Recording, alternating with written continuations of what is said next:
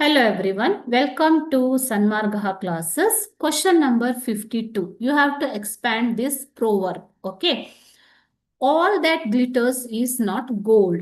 ಹೊಳೆಯುವುದೆಲ್ಲ ಚಿನ್ನವಲ್ಲ ಅಂತ ಹೇಳ್ತೀವಿ ಅಲ್ವಾ. ಸೊ ಈ ಗಾದೆ ಮಾತನ್ನ ವಿಸ್ತರಿಸಿ ಬರಿಬೇಕು. It is for 3 marks. Okay. Let us see the answer.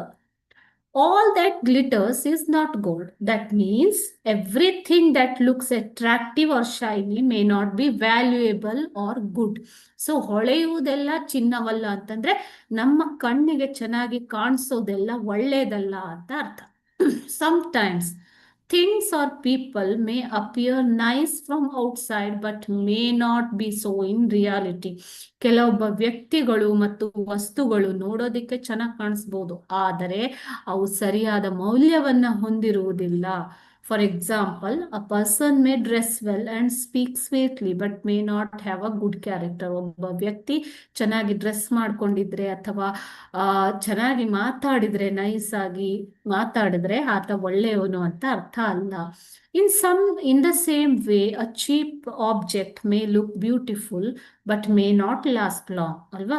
So we should not judge anything by its appearance. So appearance ಅನ್ನು ನೋಡಿ ಯಾವುದನ್ನು ನಾವು ಜಡ್ಜ್ ಮಾಡಬಾರ್ದು ಅನ್ನೋದೇ ಈ ಒಂದು ಗಾದೆ ಮಾತಿನ ಅರ್ಥ ಮಕ್ಕಳು. ಓಕೆ.